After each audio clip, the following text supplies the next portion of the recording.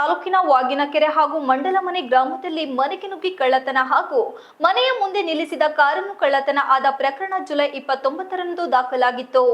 ಮಾನ್ಯ ಪೊಲೀಸ್ ವರಿಷ್ಠಾಧಿಕಾರಿ ಹಾಗೂ ಮಾನ್ಯ ಅರಸೀಕೆರೆ ಡಿವೈಎಸ್ಪಿ ಅವರ ಮಾರ್ಗದರ್ಶನದಲ್ಲಿ ಪ್ರಕರಣ ಭೇದಿಸಲು ವೃತ್ತ ನಿರೀಕ್ಷಕ ಸುಬ್ರಹ್ಮಣ್ಯ ಹಾಗೂ ಪಿಎಸ್ಐ ಪ್ರವೀಣ್ ರವರ ನೇತೃತ್ವದಲ್ಲಿ ಪ್ರಕರಣ ದಾಖಲಿಸಿಕೊಂಡು ಆರೋಪಿಯನ್ನು ಕೇವಲ 15 ದಿನದಲ್ಲಿ ಬಂಧಿಸಿ ಆರೋಪಿಯಿಂದ ಚಿನ್ನಾಭರಣ ಹಾಗೂ ಕಾರನ್ನು ವಶಪಡಿಸಿಕೊಂಡಿದ್ದಾರೆ.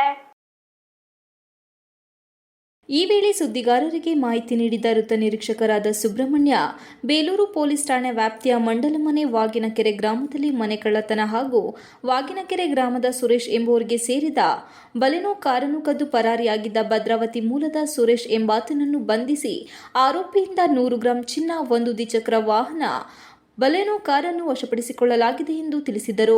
ಈತನ ಮೇಲೆ 14 ಮನೆ ಕಳ್ಳತನ, ಕಳವು ಹಾಗೂ ದರೋಡೆ ಪ್ರಕರಣಗಳು ದಾಖಲಾಗಿದ್ದು, ಮಂಡಲಮನೆ ವಾಗಿನಕೆರೆ ಹಾಗೂ ಸಾಲಗಾಮೇರಿ ದ್ವಿಚಕ್ರ ವಾಹನ ಕಳ್ಳತನ ಪ್ರಕರಣ ಸೇರಿದಂತೆ ಒಟ್ಟು 4 ಪ್ರಕರಣ ನಮ್ಮ ವ್ಯಾಪ್ತಿಯಲ್ಲಿ ದಾಖಲಾಗಿದೆ ಎಂದರು. ಈ ವೇಳೆ ಪಿಎಸ್ಐ ಪ್ರವೀಣ್, ಚೇತನ್, ದೇವರಾಜ್, ಭುವನೇಶ್, ಶಿವಸ್ವಾಮಿ, ದೇವೇಂದ್ರ ಸೇರಿದಂತೆ ಹಾಗೂ ಠಾಣಾ ಸಿಬ್ಬಂದಿಗಳು ಹಾಜರಿದ್ದರು. TV 46 Malenadu news, Belur.